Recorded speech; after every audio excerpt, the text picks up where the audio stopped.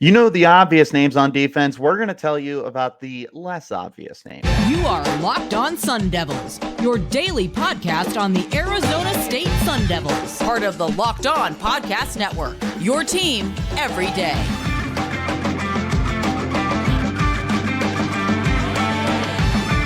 Welcome back to the Locked On Sun Devils podcast, part of the Locked On Podcast Network, your team every day. My name is Richie Bradshaw, and I will be your guide for everything Arizona State Sun Devils. Thanks as always for tuning in and making us your first listen of the day. And a special shout out to my everydayers who are here every day. Wherever you're getting your podcast, hit like, subscribe, and turn on notifications so you get an update whenever we post new content. You can stay in touch with that content by following me on Twitter. You can find me at RichieBrads36 and the podcast as well at LO_Sun Devils. Today's episode is brought to you by Game Time. Download the Game Time app, create an account, and use code LOCKEDON for $20 off of your first purchase. Ladies and gentlemen, boys and girls, welcome back in. We are going to be talking about the defensive side of the football once again. This time, after talking about the obvious names on defense that everybody knows, we're going to talk about some of the guys that maybe you aren't familiar with or maybe you just need a refresher for. Before we get started, a little bit of housekeeping. On yesterday's episode, when I discussed the obvious names, I mentioned Tate, Romney, and then after that, something along the lines of, I can't think of anyone else. Only for about an hour later to be reminded that Cole Martin has transferred to Arizona State. Cole Martin is a former four-star recruit and a four-star transfer, Valley kid, slot corner, maybe even an outside corner, depending on what the situation looks like for the, I almost said for the Ravens, for the Sun Devils. He's as big a plug and play as there is, and I use that term a lot, but yeah, Cole Martin is an instant starter for this team, high-level starter too.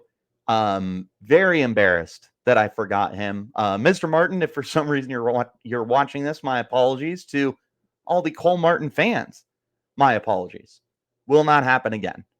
There's your quick little segment on Cole Martin. Now let's go ahead and hop into our conversation and take a look at the names that either you don't know or need a refresher on, or maybe they're just flat out being overlooked right now. We can go ahead and start the conversation with Gharin Stansbury. Unless you are big in recruiting or have just been paying attention to the roster building that the Sun Devils have been doing over the last several years, you may not be familiar with Gharin Stansbury, and that's okay. I'm here to fill you in. Stansbury is an edge rusher for the team. He has slowly but surely been working his way into a groove with the team. He last year only recorded 5 tackles, wasn't really involved too much. Has been with the program 3 years, had a sack in 2021. He's appeared in just 7 games. So why would I talk about him? I'm sure a lot of people are kind of curious where I'm going with this. Last year, Arizona State did a really good job rotating their top 3 edge rushers. Those, of course, being BJ Green, who's no longer with the program. He entered the transfer portal. Prince Dorbah, who's returning, and Clayton Smith, who's returning, both of which I talked about on yesterday's podcast, so check it out if you haven't. So they're going to be looking for another guy to be able to step into those shoes and potentially be another edge rusher for the team. And that's where I believe Gharin Stansbury comes in, because Stansbury has been developing behind the scenes. He's been with the program. He's going into his 4th year with the program now. And he's gotten to work under several different guys, and now he's working under Brian Ward. He's got a 2nd year there. He's been able to learn from some of the guys ahead of him. And I think this is going to culminate into a breakout performance for him. Now, will this be a 6-sack campaign? I don't know. Maybe it's just a 1 or 2 sack campaign. But what I do know and what I believe is that the Sun Devils are going to be looking for another guy to rotate in with their pass rushers. And I don't see any reason why Gharin Stansbury can't be that guy. He is a little bit of an athlete at 6'5", 220. He's built to be an edge rusher, can continue to add a little bit of weight and strength to his game. But similar to what I talked about with Prince Dorbaugh and with Clayton Smith, he's just got athleticism you can't teach. So when you look at Gharin Stansbury, you look at a guy who is he's got all the potential if he's able to seize it, right? The problem is actually getting there. And with very little to go off of, it's difficult to arrive at that point. This might feel like more of a bold prediction than anything else, but I do think that Gharin Stansbury is going to have every right to compete for top 4 at the position, be that second team pass rusher right now. Potentially by the end of the year, be the 3rd pass rusher that they rotate in with Smith and Dorbaugh. Stansbury could get there if he works hard enough to get to that point. And there's no doubting the talent is certainly there for him. Want to stay to the defensive line, though, and we're going to move inside. We're going to talk about Anthonie Cooper. Anthonie Cooper is a name that most people should be familiar with at this point in time. Cooper's been with the program for a hot minute now. He has been, trying to pull it up, but he's been with the program here for a handful of years. And there was a couple of years ago, he had 3.5 sacks. So in 2021, he had 3.5. In 2022, he had 2. And last year, he only played in 6 games. This is his 6th year with the program, so he's a graduate player for the team. And overall is being looked at as potentially this year's Nesta Jade Silvera or this year's Deshaun Mallory in the role of you're the veteran along the interior of the line, and you're going to be commanding the respect and commanding the attention and commanding the overall play calling of what's going on out there. There's going to be a lot of onus on Anthonie Cooper this year to step up and be that next Nesta Jade Silvera, to be that next Deshaun Mallory. The good news is there's CJ Fight next to him. And we talked about CJ Fight, and everyone knows how I feel about CJ Fight. He's a stud. He's a beast. So he's got a partner in crime on the interior. Now it's about coaching up the guys behind him, like Sam Benjamin, like Tristan Monday, like Blazin Wano-Long, excuse me.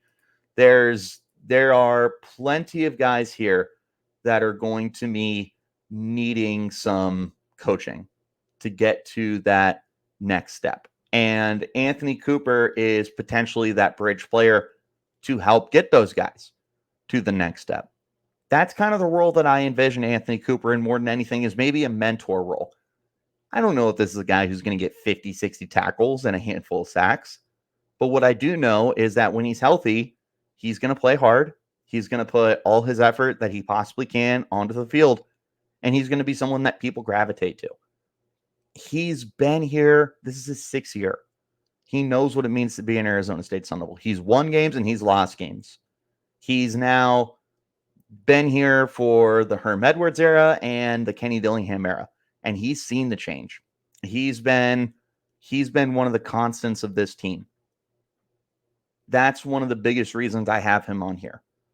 Now, as far as contributions go, I could see him being a stat guy, sort of.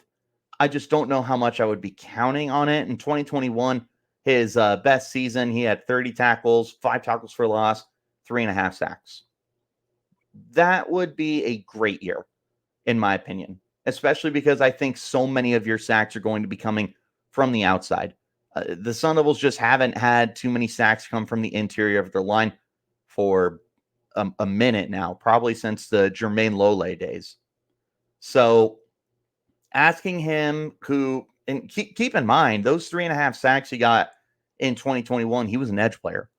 He has moved inside more necessity than anything else. And it's not going to be a super easy task for him to be a stat patter. Could he be? Sure. Am I counting on it? Probably not. But again, what I am counting on is him to be a vocal leader and somebody who leads by example, leads by effort, leads by the mantra of what it means to be a Sun Devil. That's why I really like Anthonie Cooper this year. he's not alone as far as veterans go in this team that I'm going to be relying upon, but there are several guys who are returning as well as several transfers that are coming into the linebacker room. And there's so many guys that I really just could not separate them. So we're going to talk about a slew of guys that people are kind of overlooking at the linebacker spot in just a moment. This is the Locked On Sun Devils podcast, part of the Locked On Podcast Network, your team every day. Guys, you got to get Game Time. If you're looking for the fastest and easiest way to get tickets for sports, music, comedy, theater, and whatever else, then you need to go to Game Time. And right now, all users get $100 off when they buy a big game ticket with the code Vegas100. What makes Game Time so great? Well, they have last-minute tickets, flash deals, zone deals, easy to find and buy those tickets, views from your seat, a lowest price guarantee, event cancellation, job loss protection, and so many other deals. Let me tell you about the zone deal, speaking of which. You pick the section and the Game Time, or the section, and Game Time picks the seats for big time savings. And the Game Time guarantee I mentioned means you're always going to get the best price if you find tickets in the same section for less. Same section, same row, find them for less. Game Time's going to credit you 110% of the difference. You can get those tickets right up to the start of the event, and even an hour after it starts. It's the place to get those last-minute tickets and those seats. So take the guesswork out of buying tickets with Game Time. Right now, all Game Time users are getting $100 off a big game ticket with code Vegas100. Terms apply. Again, just download the Game Time app and use code Vegas100. That's VEGAS 100 for $100 off a big game ticket. Or if you're not going to game, use code Locked On for $20 off your first purchase. Download Game Time today. Last minute tickets, lowest prices guaranteed. I appreciate you guys, as always, for tuning in and making us your first listen of the day. Wherever you're getting your podcast, hit like, subscribe, and turn on those notifications. Real quick, want to bring your guys' attention to the Locked On Sports Today 24/7 streaming channel on YouTube. It's going to keep you up to date with everything that's going on, including the Falcons hiring Raheem Morris to be their new head coach. So check it out. Stay in touch. It's the best. Put it on while you're eating dinner. I know you're trying to find something on YouTube. Check it out. Let's go ahead and move on to the next part of our conversation here, and that is talking about the linebackers. And hear me out. I could not find a way to separate these guys simply because we don't know what to expect. Right now, Tate Romney's coming back. I talked about him briefly yesterday. The more I think about it, the more I feel like he's overlooked. I don't know how many people know who number 24 is on the field, but he played really well last year. Caleb McCollough is another linebacker who played well last year. The two of them combined for 100 tackles, a little more than 100 tackles. But beyond them, it's kind of a mystery. And to kind of introduce the linebacker spot outside of Romney and outside of McCollough, I want to talk about the three transfers that are coming in. You've got Jordan Crook from Arkansas. You got Zyrus Fiaseu from San Diego State. And you got Keyshaun Elliott coming in from New Mexico State. Each of them has an opportunity here to be a starting linebacker. And honestly, I wouldn't be surprised if Arizona State takes a really big rotation approach to the linebacker spot. We have seen guys moving consistently throughout all of last year, right? In the 12 games we saw at Arizona State, some of it was due to injury. Some of it was just getting guys out there, getting guys reps. This feels like you could be seeing the same thing with the linebacker spot. But what I would tell you is the difference here is you've got three guys who were pretty solidly productive during their respective times. I mean, Keyshaun Elliott definitely stands out the most here. 111 tackles a year ago, 2.5 sacks, a forced fumble. He was flashing all over the place for New Mexico State. And I mean, he wasn't the only one that they went and added, because they also got The safety, Myles Rowser, we'll talk about him in just a little bit, from that defense to be able to plug in. I would not be surprised if he was one of your starters. He seems to me like your potential Trey Brown. The difference between the two, obviously, is Trey Brown was immediately inserted to the defense because he was familiar with Brian Ward and the scheme that Brian Ward ran. They were both together at Washington State. Keyshaun Elliott is coming in, and even though he has not played it down in this system yet, he has had wildly good success in the time that he has played. So this to me feels like potentially one of your starters. From there, you've got a good problem to have. Like, you have McCollough, you have Tate Romney. Jordan Crook is going to be someone that gets a lot of people's attention because he played at Arkansas. He played in the SEC. He just didn't get too much playing time. 28 tackles, 1 sack, 1 interception for the team. So not necessarily crazy production until you consider that he plays in the SEC and there's a lot of guys that are constantly rotated. So I feel like he's definitely the big name there that is going to get a lot of people's attention. And then you have Zyrus Fiaseu, who is coming in from San Diego State. He had a pretty rock solid season last year, 65 tackles, 5.5 sacks, 4 forced fumbles. This feels like a special occasion blitz specialist. When I say that, I'm not saying that he can't be an every down starter. Not at all. What I'm saying is when you're dialing up a pass rush, Fiaseu feels like someone that you're going to go to pretty consistently, which might give him a leg up on the other guys like Tate Romney and McCollough and whoever else. The linebackers are just such an interesting room because I don't know who it is right now. And we were kind of like this last year too. We had a really good a really good argument for Trey Brown to be a day one starter for the team. And he was. But after him, I mean, we talked about Crew Jackson, we talked about Juju Mitchell before he was dismissed from the team. There was Will Schaefer, there was Caleb McCollough, Tate Romney came in, Crew Jackson. Like, there was no shortage of names here to be thought of. And then they ended up figuring it out. And for pretty much the whole season, you saw Trey Brown and Tate Romney were starting, but a good rotation was going on throughout, which led to good production from Caleb McCollough. I know that James Joncom got a little bit of time out there as well. Will Schaefer transferred really early in the season, and he just did not get on the field that much. This feels like almost the exact same situation, but with a lot more veteran transfers this time around and guys that do have playing time. Because last year, there was not a lot of playing time. Caleb McCollough was a part-time player. James Joncom, Will Schaefer, part-time players. Trey Brown was a part-time player. The most veteran guy they had was Juju Mitchell, and he was dismissed from the team before the season even started. So unlike last year, there actually is some good playtime experience here with Keyshaun Elliott, with Zyrus Fiaseu.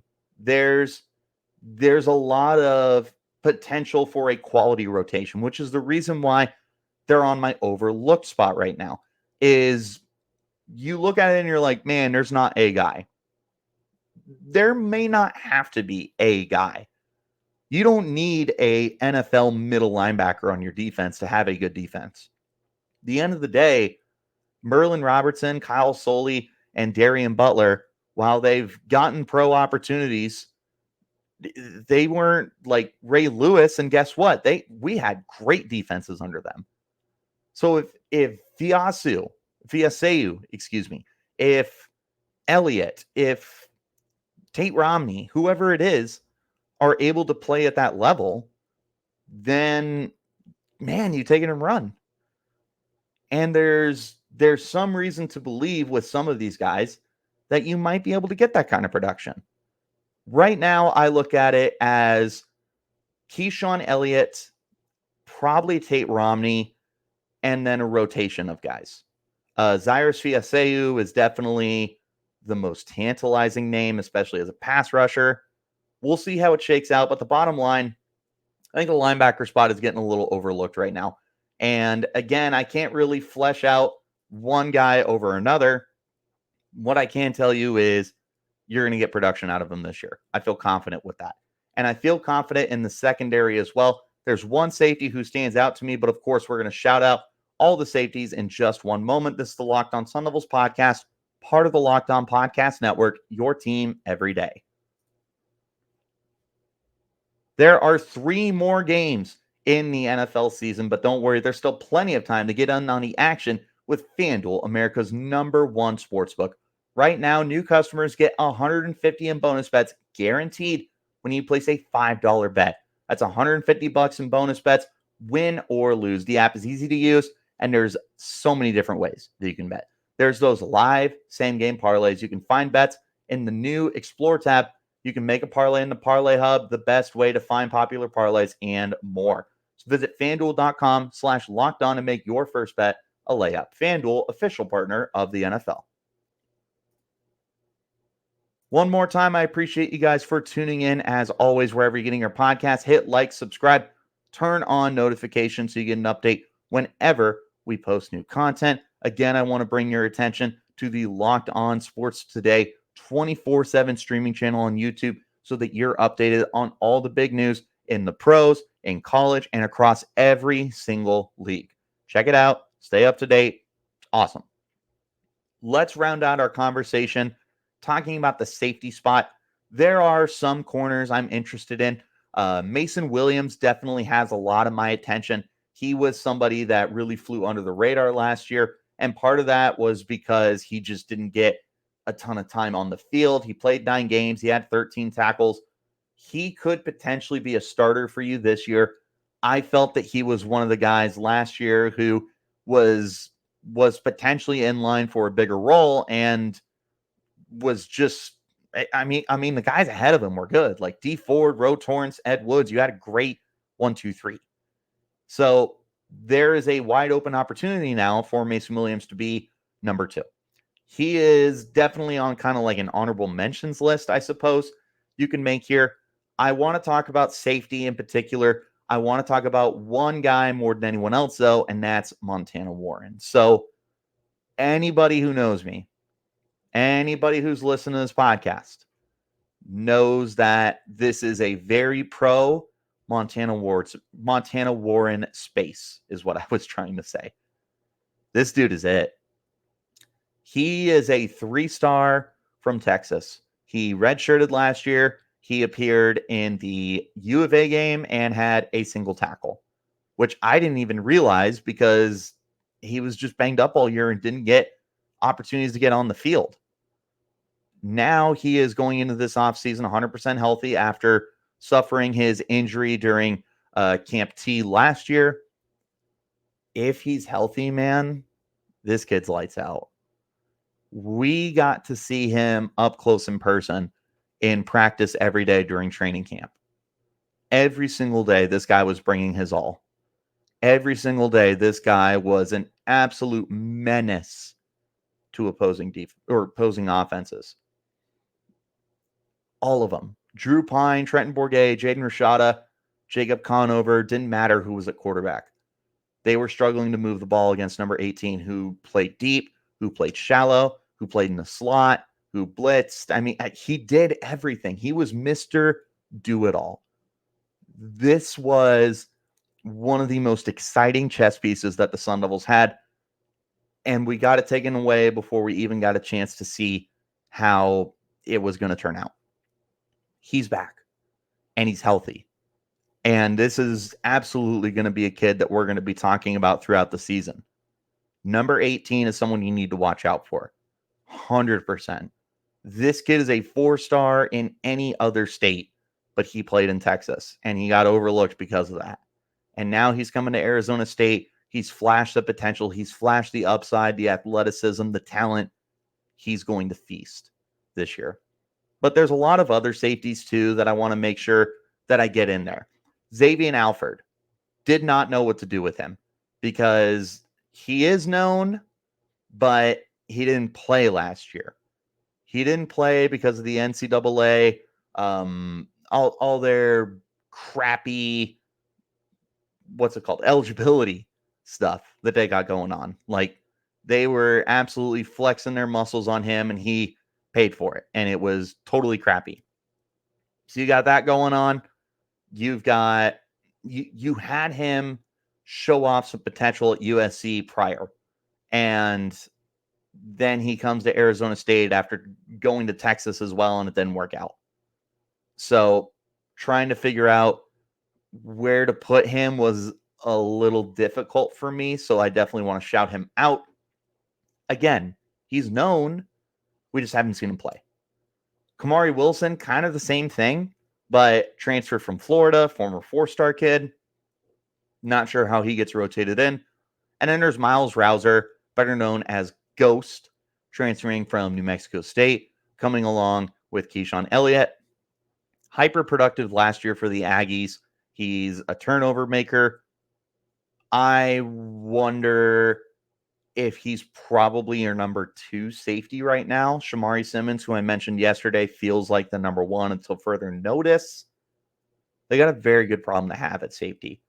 Similar to linebacker, but there's a lot more experience here. So how it works out, I have no idea. But of all the safeties to mention, Montana Warren is at the top of my list. This dude's a beast. He is a certified stud.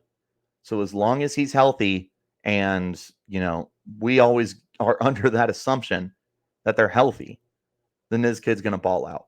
And I encourage you guys to make sure that you're paying attention to wherever number 18 is on the field at all times. And even if you're not, don't worry. I'm sure he's going to pop up on your screen anyways for the best reasons possible. Linebacker is deep. Safety is deep. Defensive line, potentially some reinforcements coming in there. But there's plenty of guys to be paying attention to, both obvious and not obvious. So make sure that you hit like, subscribe, and turn on those notifications so that you get updated whenever we talk about those guys. We also talk about basketball here. We talk lots of football. So if you like Arizona State sports, we're definitely your number 1 spot for all your coverage. I appreciate you guys as tuning in. For always, wherever you get your podcast, again, like, subscribe, and turn on notifications. You can stay in touch with the content by following me on Twitter. You can find me at Richie Bradshaw36 and podcast as well at LO_Sun Devils. Again, I want to bring attention to the basketball content. We will be back on Sundays moving forward for brief little podcasts. We're going to talk about what happened over the 2 games for Arizona State. Of course, Thursday night was a loss to Oregon. Oh my God, they could not miss. And then on Saturday, we will be playing Oregon State. We'll recap both of those on Sunday. So make sure that you're tuned in so you can stay up to date with Sun Devils basketball. We've got plenty of stuff to talk about to get you through the offseason. So stick around. I'll see you next time. Until then, you keep it locked right here on Locked On Sun Devils.